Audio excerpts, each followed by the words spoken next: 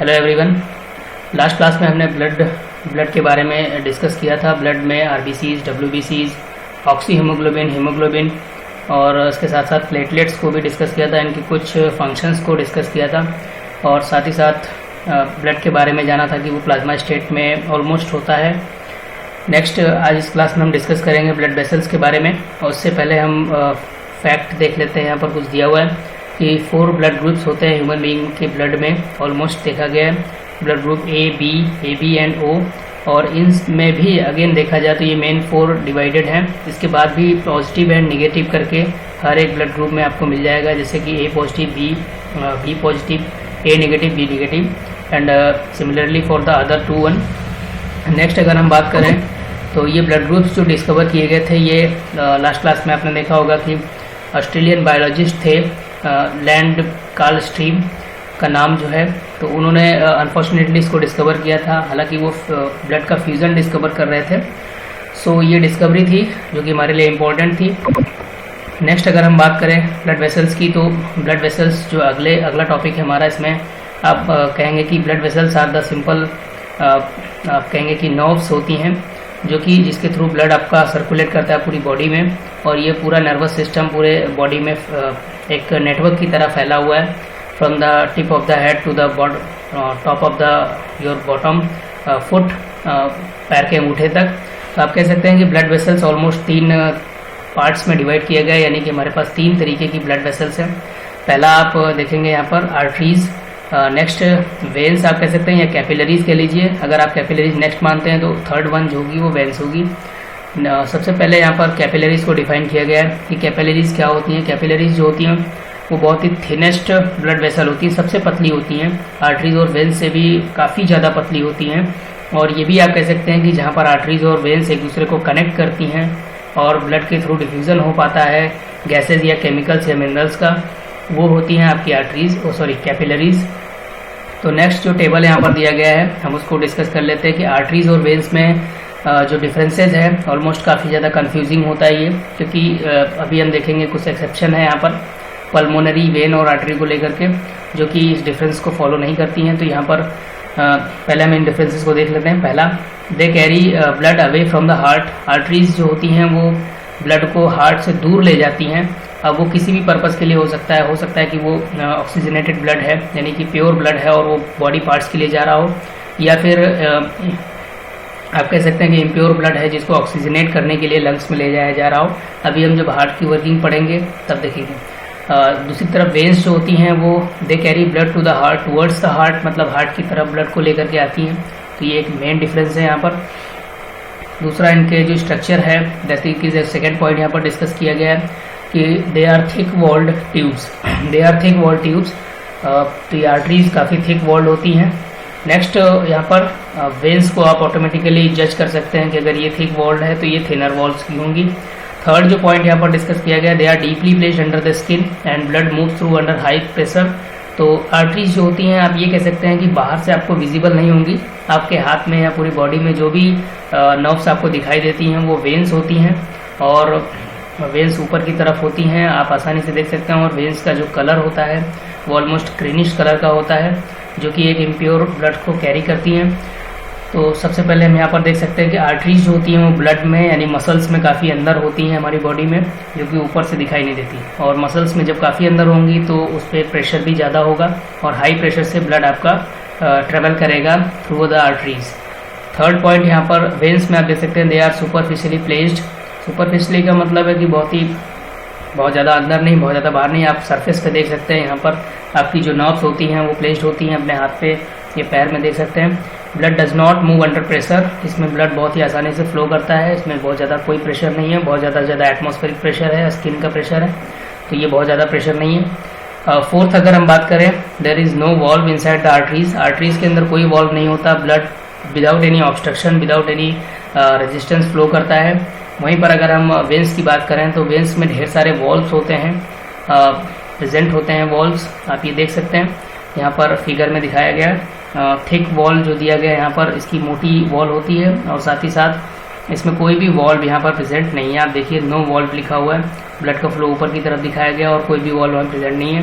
दूसरी तरफ अगर हम कंपेयर करें वेन्स को, तो आप देख सकते हैं यहाँ पर वॉल्व थोड़ी थोड़ी डिस्टेंसेस पे आपको वॉल्व मिल जाएंगे। एक वॉल्व ये बंद है, एक वॉल्व ये खुला हुआ है, आप देख सकते हैं ये। नेक्स्ट देख सकते हैं कि इसकी जो वेन की जो वॉल है बाहर की, अब आउटर साइड की जो वॉल है इसकी काफ़ी थिन है as compare to the thick wall arteries. तो ये इंपॉर्टेंट है। वॉल्व का जो मेन वर्क होता है वो बैक फ्लो को अवॉइड करना होता है, यानी कि ब्लड अगर एक डायरेक्शन में जा रहा है, सपोज दैट आगे नहीं जा पा रहा है या कोई प्रॉब्लम है, कोई रीज़न है, तो वो बैक फ्लो हो सकता है, पीछे की तरफ वापस आ सकता है। तो इसको अवॉइड करने के लिए वॉल्व्स नेचुरली यहाँ पर प्रेजेंट होते हैं। तो ये था आर्टरीज और वेन्स में डिफरेंस। नेक्स्ट हम बात करेंगे कैपिलरीज के बारे में। कैपिलरीज के बारे में हमने जाना था कि ये थिन वॉल्ड ब्लड सेल्स होती हैं। आप देख सकते हैं यहाँ पर ये आर्टरी है, रेड कलर इसलिए दिखाया गया क्योंकि ब्लड का कलर जो होता है वो रेड होता है, और साथ ही साथ ये प्योर ब्लड को कैरी करती हैं आर्टरीज। तो यहाँ पर इन्होंने रेड कलर दिखाया गया है। ब्लू कलर से इसको दिखाया गया है वेन्स को। इसका मतलब ये है कि ब्लड तो इसमें भी है लेकिन ये इम्प्योर ब्लड होता है, मतलब कि डीऑक्सीजनेटेड ब्लड होता है जिसमें इम्प्योरिटी कंटेन होती है, जो डिफरेंट पार्ट से ब्लड कलेक्ट करके लेके आता है और डिफरेंट एक्सक्रीशन सिस्टम में उसको छोड़ देता है। तो ये कलर से आप भी आइडेंटिफाई कर सकते हैं कि जो ब्लू कलर की नर्व्स है आइडेंटिफिकेशन के लिए यहाँ पर ड्रॉ किया गया है, वो वेन्स होती हैं, और जो रेड कलर की है वो आर्टरीज है। भाई बीच में आप देख सकते हैं कि इन दोनों में बहुत ही थिन, बहुत ही पतली जो वेसल्स आ रही हैं, आपस में मिल रही हैं। आप देख सकते हैं कि यहाँ पर डिफ्यूजन प्रोसेस हो रहा होगा।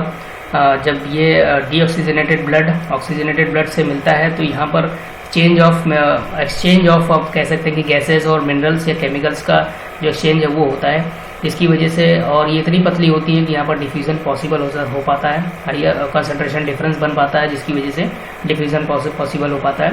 तो ये कैपिलरीज का मेन वर्क है, और कैपिलरीज की डेफिनेशन भी एक तरीके से आप समझ सकते हैं कि आर्टरीज और वेन्स जहाँ पर एक दूसरे से मिल रही हैं, बहुत ही छोटे पतले, बहुत ही थिन हेयर्स लाइक स्ट्रक्चर में, तो उनको कैपिलरीज कहा जाता है। नेक्स्ट अगर हम आगे चलें तो हार्ट को यहाँ पर डिस्कस किया गया। हार्ट के बारे में कुछ बताया गया कि हार्ट क्या चीज़ है, तो रीड कर लेते हैं। Heart is a 4 chambered muscular organ that pumps blood into the blood vessels.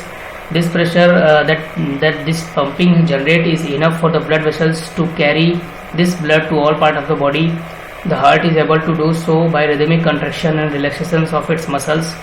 These are known as heartbeats. A normal heart beats about 60 to 80 times per minute. We can hear our heartbeat with the help of an instrument called stethoscope. Blood pressure can be measured by using an instrument called phygomomanometer. तो ये थोड़ा सा ध्यान देने वाली बात है। Heart जो है हमारा वो 4 चैम्बर्ड मस्कुलर ऑर्गन होता है। इसके अंदर 4 चैम्बर यानी 4 पार्ट्स में डिवाइड किया गया है। हार्ट जो है हमारे ब्लड को पंप करता है काफ़ी तेज़ी से, और ये इतना प्रेशर होता है, हार्ट की जो पंपिंग होती है उससे ब्लड में इतना प्रेशर जनरेट होता है कि वो आपके पूरी बॉडी में सर्कुलेट कर सकता है आसानी से, आर्टरीज और वेन्स में दोनों में। और ये पंपिंग जो होती है वो रिदमिक होती है, मतलब कि अल्टरनेट होती है। एक बार आपकी आर्टरी पंप करेगी, फिर आपकी एक बार आपका हार्ट का जो है वो लेफ्ट साइड पंप करेगा, then after right side pump करेगा, फिर ऐसे करके आप पंपिंग चलती रहती है। तो ये जो पंपिंग है अभी हम हार्ट वर्किंग में देखेंगे कि कैसे पंपिंग हो रही है, कैसे क्या हो रहा है। तो फिलहाल रिदमिक कंट्रैक्शन एंड रिलैक्सेशन को आप रिमेंबर कीजिए। इसी को हम हार्ट बीट बोलते हैं कि पर मिनट हमारा जो हार्ट है वो कितना बीट कर रहा है। तो ऑलमोस्ट जो नॉर्मल रेट है हार्ट का बीट करने का वो 60 to 80 टाइम्स है 1 मिनट में। नेक्स्ट हम अगर बात करें तो हम अपनी हार्ट बीट को सुन भी सकते हैं आसानी से। तो उसके लिए स्टेथोस्कोप नाम का एक इंस्ट्रूमेंट है जिसको आपने देखा होगा कि डॉक्टर्स अक्सर अपने गले में लटका के रखते हैं। उसमें 2 ईयर पीसेस लगे होते हैं, उनको आप कान में लगा लीजिए, और एक चेस्ट पीस होता है जिसको आप अपने चेस्ट पर रखेंगे तो आपको हार्ट बीट बहुत आसानी से सुनाई देगी। वो स्टेथोस्कोप कुछ और नहीं करता, ये रिदमिक जो बीट्स होती हैं इन्हीं को एम्पलीफाई कर देता है, इनके साउंड को, इनके डिस्टर्बेंस को एम्पलीफाई कर देता है, जिससे कि वो आवाज़ काफ़ी तेज़ी से आपके कानों में जाकर के सुनाई देती है। ब्लड प्रेशर को मेजर करने के लिए आपने अक्सर डॉक्टर के पास देखा होगा कि एक ट्यूब लाइक स्ट्रक्चर होता है, एक स्केल होती है, वो एक दूसरे से कनेक्टेड होते हैं, और साथ ही में एक बलून जैसा कुछ होता है, वो आपके हाथ पर पहले यहाँ पर उसको रैप करते हैं, एक रैपिंग बेल्ट टाइप का होता है। उस बेल्ट को यहाँ पर रैप करने के बाद या फिर आपके आर्म्स में रैप करने के बाद वो जो डॉक्टर होते हैं वो उस बॉल लाइक जो रबर का बना होता है उसको प्रेस करते हैं, और साथ ही साथ उस स्केल पे एक लिक्विड होता है जो कि ऊपर की तरफ राइज करता है, उसको वो स्टडी करते हैं। तो ये जो इंस्ट्रूमेंट है इसको फाइगोमोमैनोमीटर कहा जाता है। नाम याद रखिएगा, थोड़ा सा डिफिकल्ट है लेकिन आपको याद हो जाएगा। तो ये ब्लड प्रेशर मेजर करने के लिए होता है। अक्सर लोगों का ब्लड प्रेशर लो और हाई हो जाता है, जिससे काफ़ी प्रॉब्लम्स आती हैं। लो और हाई होने में लोगों को काफ़ी प्रॉब्लम आ जाती है, कभी कभी तो बहुत ज़्यादा प्रॉब्लम आती है, तो इसको मेजर करना बहुत ज़रूरी होता है। नेक्स्ट अगर हम हार्ट की बात करें और ज़्यादा, तो हार्ट बीट जो होती है वो हमारी बॉडी में एक थ्रॉबिंग सेंसेशन प्रोवाइड करती हैं। जब आप पल्स अपनी नर्व्स को चेक करते हैं तो वहाँ पर ऐसा लगता है जैसे कोई लिक्विड आकर के बार बार हिट कर रहा है, तो जिससे आपको फील होता है कि हाँ यहाँ पर कुछ चीज़ें मूव कर रही हैं। तो ये थ्रॉबिंग सेंसेशन जो है वो आप आसानी से आप चेक कर सकते हैं अपने रिस्ट पर, अपने नेक पर, अपने अपर आर्म पर। तो ऐसे बहुत सारे बॉडी पार्ट्स हैं जहाँ पर आप उसको आसानी से फील कर सकते हैं थ्रॉबिंग सेंसेशन को। और इसी थ्रॉबिंग सेंसेशन को हम पल्स भी बोलते हैं। ऐसा लगता है जैसे कोई लहर आकर के उस पर टकरा रही है और वापस चली जा रही है उस पल्स पर, उस नर्व पर। तो इसको पल्स कहा जाता है। कभी कभी पल्स रेट भी काउंट किया जाता है, जो कि हमारी हार्ट रेट को सीधा सीधा एक्सप्लेन करता है कि हमारी क्या हार्ट रेट है। नेक्स्ट अगर हम बात करें तो हमारा हार्ट 4 चैम्बर में डिवाइड किया गया है, जैसे कि हमने बिल्कुल स्टार्टिंग में देखा था। तो सबसे पहला जो यहाँ पर 4 चैम्बर्ड है उसको हम डिस्कस कर लेते हैं। पहला जो पार्ट है right auricle, next left auricle, third right ventricle and final जो है लेफ्ट वेंट्रिकल है। अब इसकी वर्किंग हम अगले क्लास में देखेंगे। Thank you.